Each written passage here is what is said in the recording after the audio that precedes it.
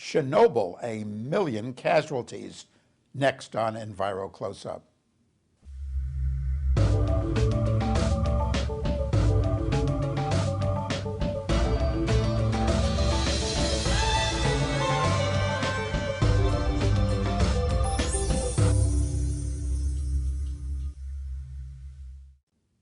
Welcome to Enviro Close-Up.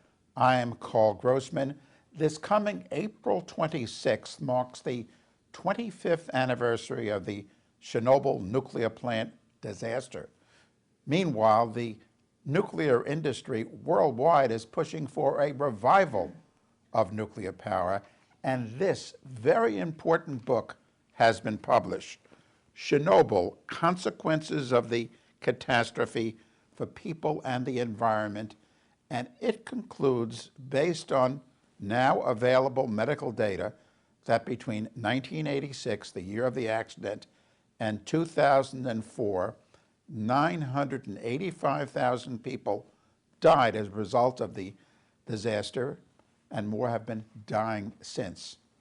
With us is Dr. Janet Sherman. She's the contributing editor of this book, which was authored by a noted Russian biologist, Dr. Alexei Yablokov, Vasily Nestorenko, and Alexei Nestorenko. They're both from Belarus. Welcome, Janet. How did these people die? I mean, we're talking 1 million people dead from this nuclear plant accident. How? They died of multiple different kinds of diseases, from cancer to heart disease, brain damage, thyroid cancer, but many, many children died in utero, in other words, before they were born, or died of birth defects after they were born. How did these scientists determine 985,000 deaths as a result of Chernobyl? Based on medical data that were available to the scientists. Now, what we've heard, frankly, since the accident, from the International Atomic Energy Agency, which is the global group which is supposed to regulate and promote nuclear power, the casualties of Chernobyl, well, currently the IAEA, International Atomic Energy Agency, on its website says maybe in all be 4,000 people dead. Now that's quite different from 985,000. Why this discrepancy? Well, they released a report called the Chernobyl Forum, and they only included about 350 articles available in the English language. But Drs. Yablokov and the two Nestorenkos looked at well over 5,000 articles. And the people who were actually, we hate to use the term, but boots on the ground, people who were there and saw what was going on. We're talking about medical doctors, scientists, veterinarians, epidemiologists who saw what was happening when people in their communities were getting sick and dying. There's another international agency, the World Health Organization, WHO, and indeed the book charges that the truth has not come out on Chernobyl from the WHO. I mean, forget about the IAEA, but from the WHO because of an agreement between these two agencies. Can you elaborate on that agreement? They formed an agreement in 1959 that has not been changed, where one will not release a report without the agreement of the other. Now, this is like having Dracula guard the blood bank, because the WHO, who is charged with World Health Organization, is beholden to the IAEA before they can release a report. And what the IAEA, I mentioned before, it's there to regulate nuclear technology around the world, but it was also set up to promote it. And it evidently does not want anything from WHO, which would indicate that nuclear power is not good for one's health. That's right. And this needs to be ended. This agreement needs to be stopped. Let me go right to you. Now, you've devoted your life to the impacts of poisons. I mean, that's been your specialty. Mm-hmm. You're a toxicologist. here you're editing this book, you're going through all this scientific data. This has to be 1 million dead, the Chernobyl accident, the biggest technological disaster in the, frankly, the history of the world. It's true. How did you feel as you looked at the data and you put this book together? Well, I realized it was far worse than I thought it was. And that not only were people dying of cancer and heart disease, but every single organ in the body, whether it was immunological or lungs or cataracts or skin, everything was adversely affected. But not only people, every single system that was studied, and not all were, but every system that was studied, whether it was humans or fish or trees or birds, bacteria, viruses, wolves, cows, every system was changed. Every single system without exception. And this is reflected in this book. It's not just human effects. Many of the birds and animals had similar adverse effects as humans. Now, most people aren't familiar with, I mean, we all know, I think, at this point that radioactivity and cancer go together, but like heart problems, heart disease, how does that connect?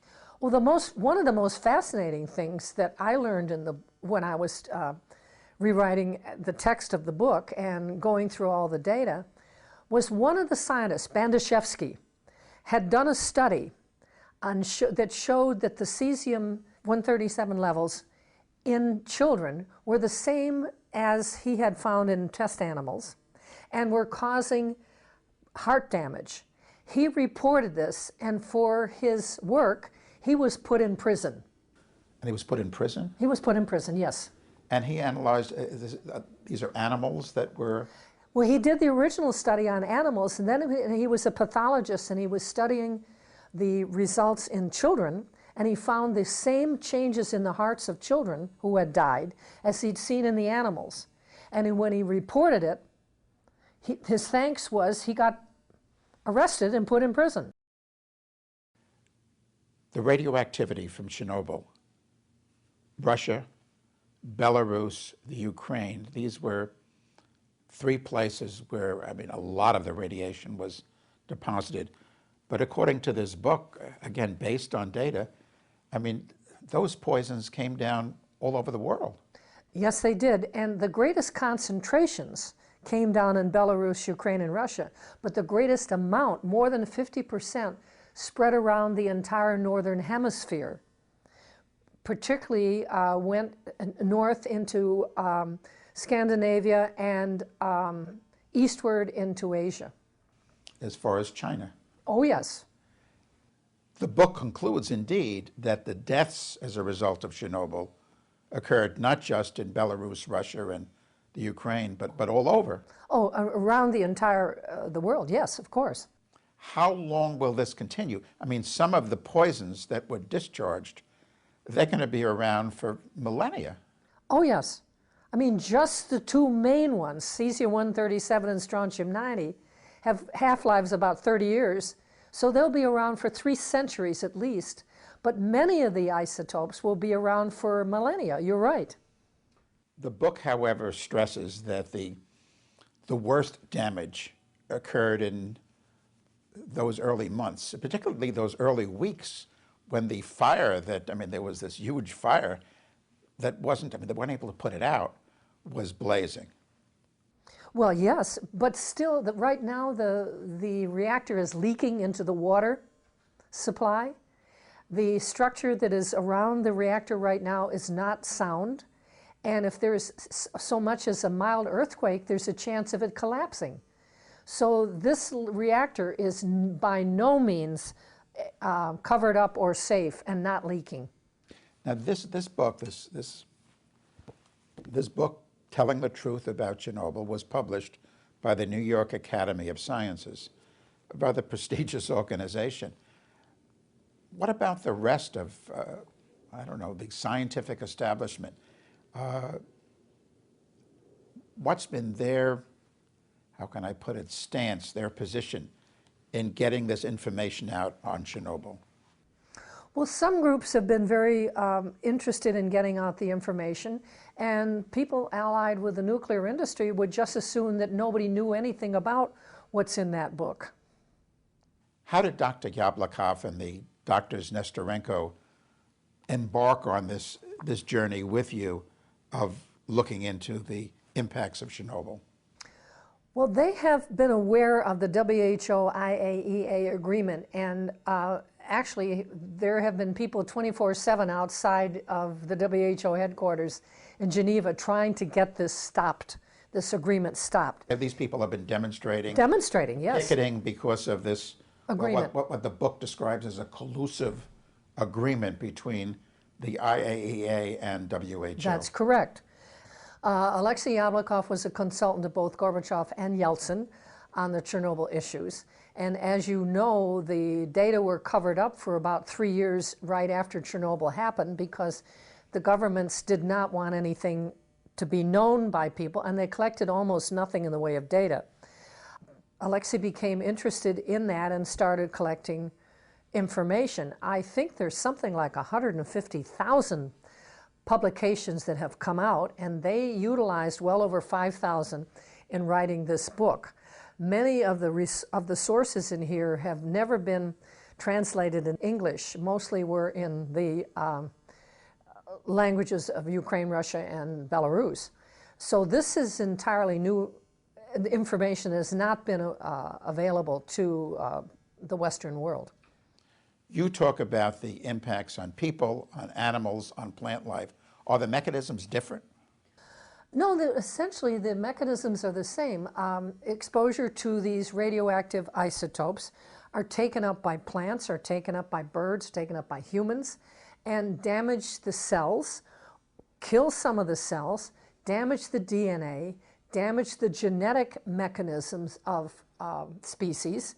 Now, if it kills a cell, then it's not going to go on to cause cancer. If it damages a cell, it can go on to cause cancer or a birth defect in a human, a bird, or even quote, birth defects in plants. Plants have been altered by Chernobyl.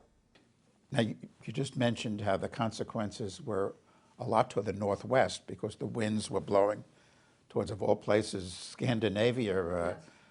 The Lapps, I mean, people who had nothing to do whatsoever with Chernobyl or nuclear power, they got hit. There was rain and there was fallout and so forth. Speak about those consequences. They have a recent study has come out shown that that children born in Scandinavia at the time when the Chernobyl fallout occurred are less likely to graduate from high school. They have intellectual impairment. Probably the most serious consequence of Chernobyl that I'm aware of is that only 20% of children in Belarus are considered healthy. That means that 80% of the children in Belarus are not well compared to the data that they have of children before the Chernobyl accident.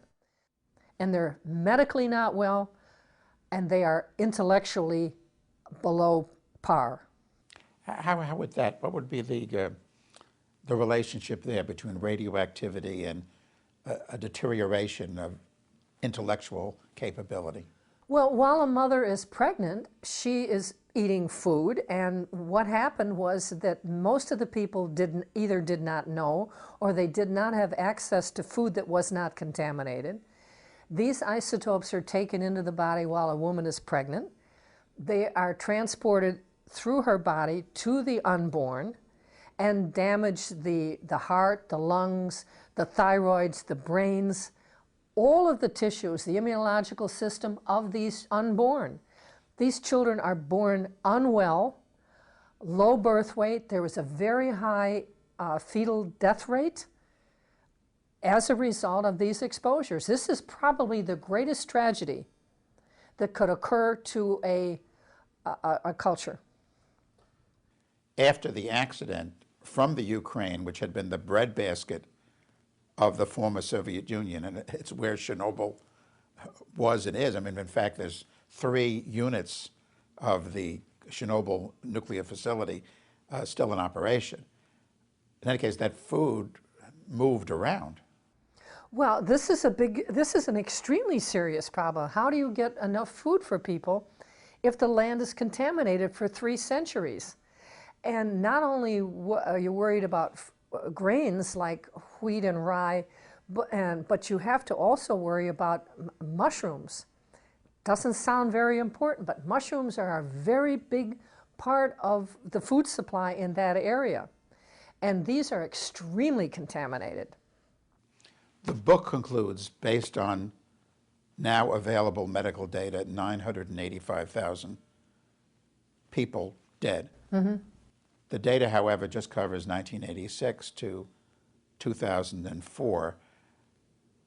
Is that, as we open the program, mentioning 1 million casualties, would that be essentially the number that became victims of Chernobyl? I believe that's correct, yes, that we will see that many. We know, for instance, that of the people called the liquidators, these were the young men and women who were recruited largely from military, from countries all around the area to go in and try and put out the fires and contain the Chernobyl mess. 15% of them have died. And now these were young men and women, not, we're talking 18 to maybe 30. Dr. Sherman, in terms of the amount of radioactivity emitted from the plant, there too, there's a big discrepancy between what's revealed in this book and what's been acknowledged up to now. Absolutely. And if a small amount was emitted, then we have to conclude that low levels of radiation are extremely damaging. If large levels were emitted, then we have to understand how much damage has been done. But we really don't know yet because nobody has been able to go in and find out what is actually left in the reactor that is leaking into the groundwater.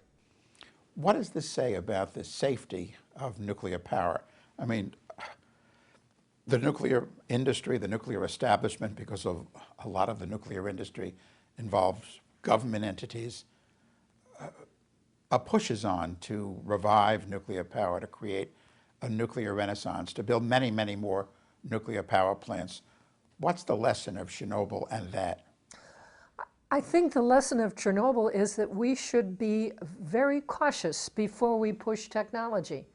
I mean, we were told that there was no problem with the British Petroleum drilling in the Gulf of Mexico. There is one issue of technology where engineers do certain things, but they don't understand the biology. They don't understand what is happening to life around these installations. And I think that Chernobyl is the biggest lesson of what has happened to all species that were contaminated, no exceptions. I mean, the book indeed talks about owls, and could you elaborate on some of the effects on animals? One of the scientists whose photograph is on the cover of the book is Tim Mousseau from the University of South Carolina. He's led about over 25 groups of scientists to the Chernobyl area, and they have studied insects and birds and animals and owls and all kinds of different animals as to what's going on. He said one of the trips he made that he suddenly realized there were no bees and there was no fruit falling on the ground. And he realized there was no fruit falling on the ground because there was no bees that had pollinated the trees. So he is predicting, and this may indeed happen, that there could indeed be a complete loss of species around Chernobyl as a result of these isotopes that are still decaying that could wipe out entire species. You know, after all, it is a major bird transport area, a migration area. And we don't know what's happening when the birds come through, eat whatever they can find on the ground, and then fly on, dropping the berries further on after they've left the Chernobyl area. The genetic impacts. I mean, radioactivity has an enormous effect on genes. Speak on that.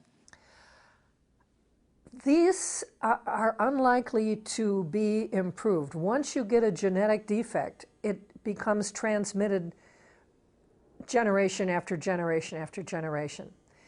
So these defects that are occurring in humans, in birds, in plants, are unlikely to improve the species as they occur. What kind of genetic defects are you speaking of? Well, in humans, we're talking about brain defects, heart defects, limb defects, children without arms, hydrocephalic babies. In birds, we're looking at changes in the feathers and in the beaks and in their brain size.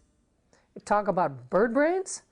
These birds are not as smart, and they're not going to be able to function as well as the birds that are not changed. We know that the plants have been changed irreversibly. You know, this is not rocket science. We know where these isotopes go. We know that iodine goes to the thyroid. We know that strontium-90 goes to bones and teeth, particularly of the unborn. We know that cesium-137 goes to the heart and to the muscles. This is not a mystery. And if we know this, we can predict what the adverse effects are going to be. And indeed, they turned out to be just that, and it's proven in this book. This has to constitute one of the claim that just a few thousand people died as a result of the Chernobyl disaster, one of the biggest lies in history, no? Absolutely. And they've been able to get away with it. I mean, we need to put pressure on the WHO and the United Nations to separate the WHO from the IAEA. Not just on the international level with the International Atomic Energy Agency and the World Health Organization. Here in the United States, the Nuclear Regulatory Commission has too tried to minimize the impacts of radioactivity. You're absolutely correct. And I can go back to the Atomic Energy Commission before the Nuclear Regulatory Commission. I worked for the AEC at the University of California in 1952. That was my first job out of college. And if I could figure out, with my limited experience at that time and my limited education at that time, that radiation was harmful, then other people could figure it out. We have had secrecy and lies to the American public for decades about the effects of nuclear radiation. There have been cover-ups, there have been falsification of data, there have been people who said, well, don't worry about a little strontium-90, don't worry about the tritium coming out of the plant. We know that Davis-Besse almost melted within an inch of its containment as a result of poor maintenance.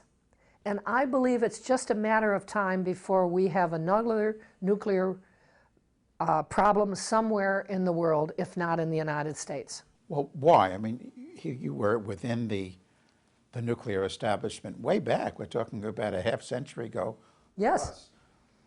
I mean, it had to do with money? Does it have to do with promoting a technology that these people are connected with, the nuclear scientists? Why the lying? Why the deception? I think it has to do with many things. I think it's the money and the control is on corporations who are promoting nuclear technology. But we also have enormous scientific ignorance in this country. People who really don't understand biology.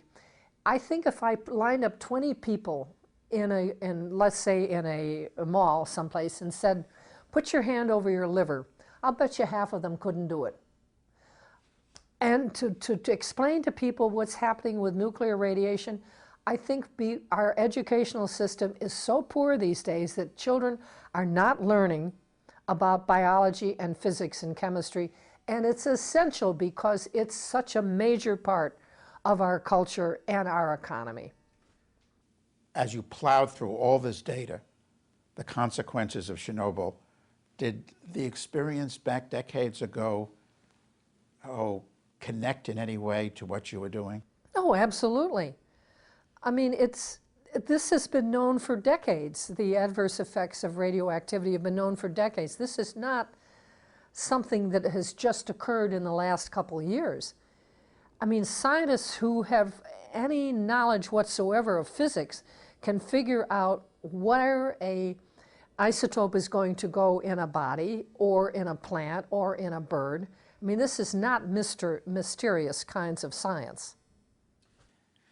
What does Chernobyl represent? I mean, if we're talking 1 million dead, what does it represent in terms of technological history or the current technological scene? What does it mean? I think it represents very strongly that we cannot depend on technology, nor can we depend on humans who operate and design this technology, because the ultimate failure is human failure, as happened at Chernobyl.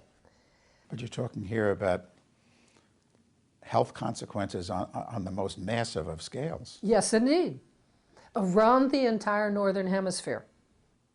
Wherever the fallout was, people ended up dead. They wound up dead, and they wound up with children who were grossly impaired intellectually and medically. And this is going on. It hasn't stopped yet. It's still going on. Dr. Sherman, how can people get a copy of this book? They could contact me by email. I am ToxDoc, T as in Tom, O-X, D as in Dorothy, O-C, .js at verizon.net. And I hope to have information on how they can get copies of this book. Yes, I think it's very important at this time that people learn the truth about what happened as a result of the Chernobyl disaster. Thank you so much for doing this work, Dr. Sherman. This has been Enviro Close-Up. I am Carl Grossman.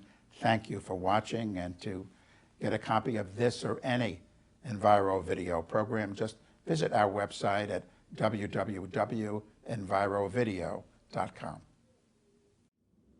This program was taped on March 5th, 2011, 6 days before the nuclear disaster in Japan began unfolding. The clear lesson of Chernobyl and now the Japanese disaster: all nuclear plants should be shut down. They present a clear and present danger to life on Earth. No more nuclear plants should be built. Taxpayer subsidies for nuclear power must be stopped, and we must embark immediately on an energy program of efficiency and full implementation of solar, wind, geothermal, and other safe, clean energy technologies which are here today and render deadly nuclear power completely unnecessary.